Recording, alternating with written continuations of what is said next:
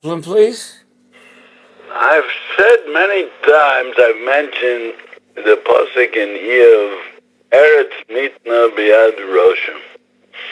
It's one of the psukim that I have a margala bepume, like the Gemara says in Brachos Daf Yud Zayim. There are certain things that Chazal, different Chachamim that were rogil to say. And Gemara brings the margala bepume. It was a regilus in his mouth to say this and this memra, or this and this memra. And the pshat is that not everything is an inyan of saying chidushim. Or on the other hand, you could say not all chidushim are something new that you say something new. Sometimes there's chidushim which are a new feeling in the thing. You could take simple things and say them over and feel a newness in it, because Torah is Ein Sof. The Gemara says, "Matinu kazeh kozman sheyonik me shtei imo." He finds in it a tam af divrei Torah. As much as you're yonik from it, you can always find in it a tam. I would say that there's a certain kind of chidush which is a new tam in the thing. You can't always give that over to the other person, especially if the other person is a person that's all there is, and by him is chidushim, new. And these mezalzo and pashta things, you can't always give that over to such a person. But there is such a thing. You take the same memra, you always find in it a new taste, or better say, you always find it in a taste. It never becomes old. The fact that it never becomes old, that itself is called a chidush. And margala bepume, it could be, it means when by the Chazal, when you find margala bepume, it could be, it means that they were rugged to say it. It means that in this memra, they could say they found a new time in this, even though in everything in Torah was like that by them. But this was a special union by them to say over this memra. I always say it's margala bepume to say this pasuk, Eretz Nitna Biad Roshim. And actually I got it from a mimer in Rabbi Yerucham in the second volume, where he talks a whole mimer about it. The bemis, that's the tachlis of the world. That the world is full of Eretz Nitna Biad Roshim. The kochos arad that are sholet all over. But the tachlis is to bring out the tov. After being in that Eretz Nitna Biad Roshim, to still be able to find Nekudas Tovas, to find good, and that's and that's our tachlis over here. The reason that I'm mentioning this whole introduction is because this week it happened to me twice that I happened to hear the news on the radio. Hashem gave me the kochus that I'm able to control myself. I got used to it already, that I don't turn on the news. I don't listen to the news. And also, Baruch Hashem, I don't have a gadget, an iPhone. I don't have a computer with internet. I don't have any computer. And Baruch Hashem, I'm able, to a certain degree, live a life of a mentora, which is his occupation is Torah, and he's not connected to outside things. Although I can't say it's 100%, I can say I have a shaykhis to that kind of life. Now, I was on the bus this week, and I heard the news on the bus. And then another time I was in a taxi. he put on the news loud. Actually, it was very nice of him that he asked me before he put it on. He said, "Is it all right if I put it on?" I said, "Yes, all right, put it on." Then after the taxi, I took a bus. Again, you heard the news. And this was the first time, was Monday. I think it was Monday night. And or maybe something, I don't remember. And I was going home in the bus, and they were talking with great excitement. Very soon, the police is going to reveal what they're going to about what they're going to press charges against the Prime Minister Netanyahu.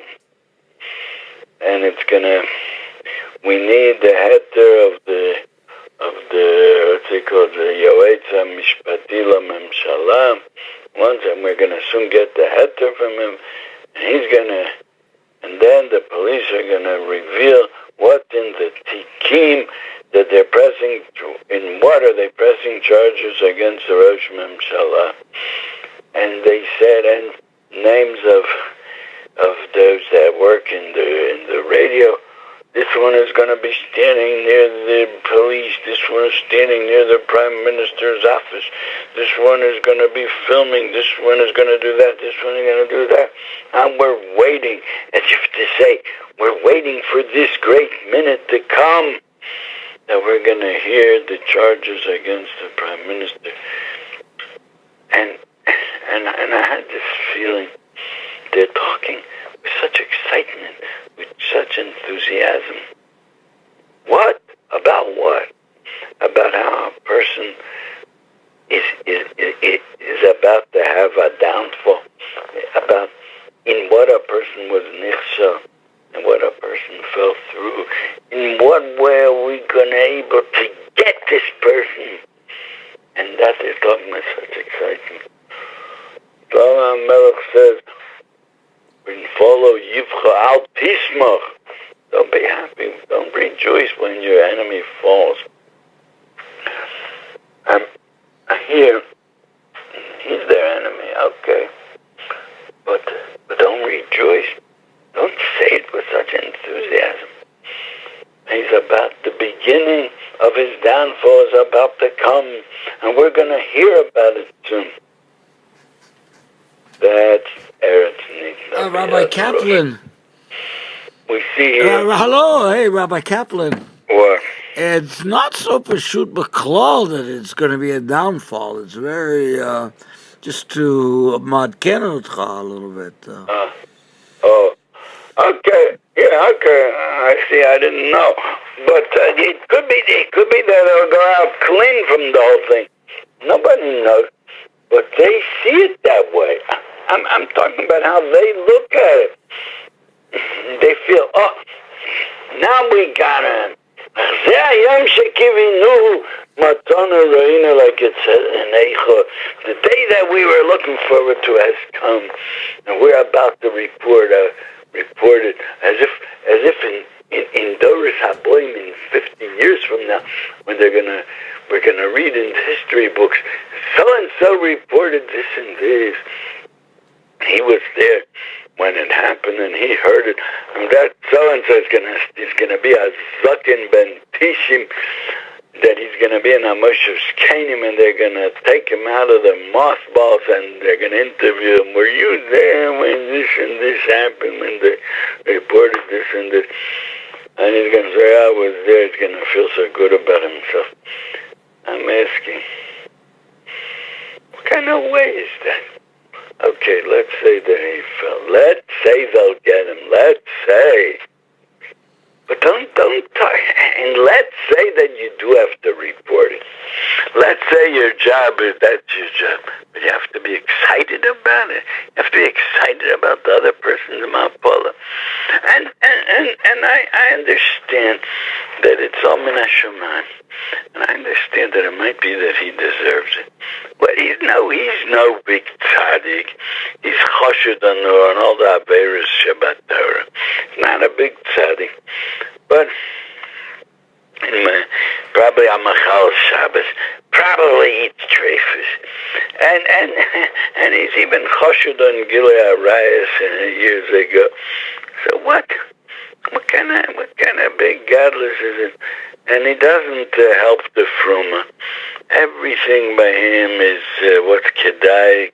That's a politician. I mean, he's no different than other politicians. He's not better, and he's not worse. Only what? He's on the right.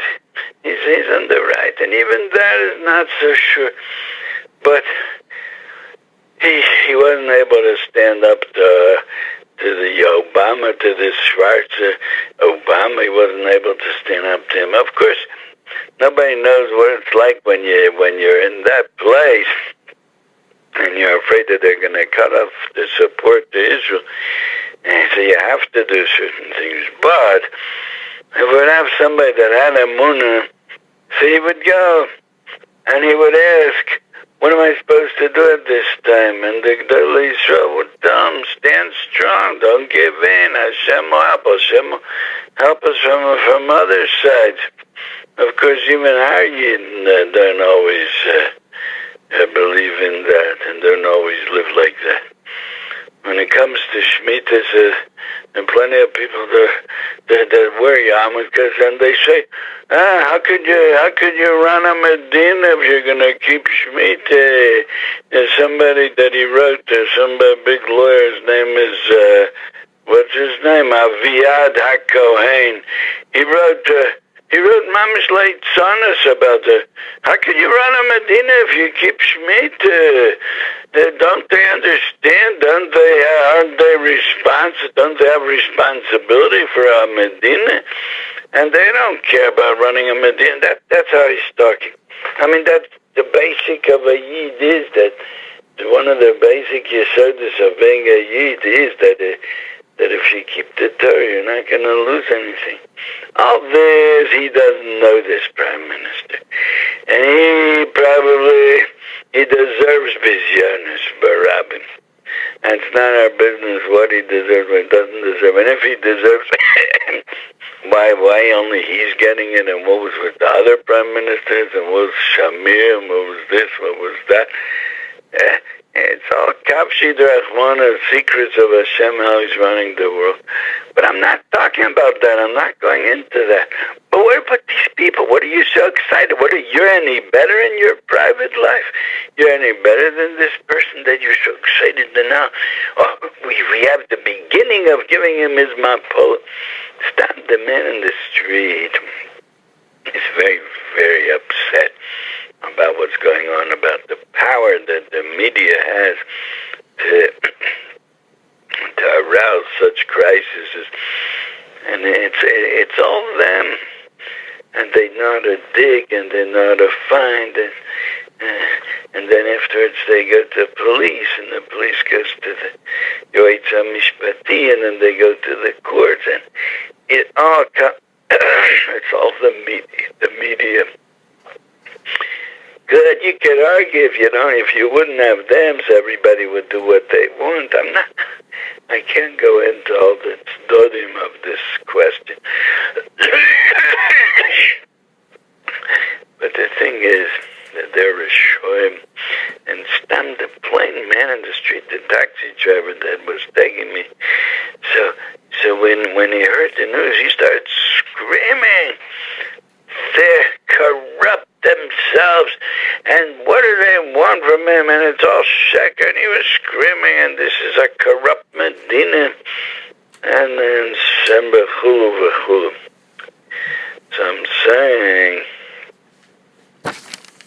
how are we supposed to look at all this? So Stam, people in the street, when they hear all this, they get very upset about what's happening, and they get very upset that these few individuals, which are the media, that they have such control and such power, and they can do all this. And whoever finds favor in their eyes, he's not investigated, and whoever doesn't find favor in their eyes is investigated. It's very Okay, upsetting. Rabbi Kaplan, we're taking a break.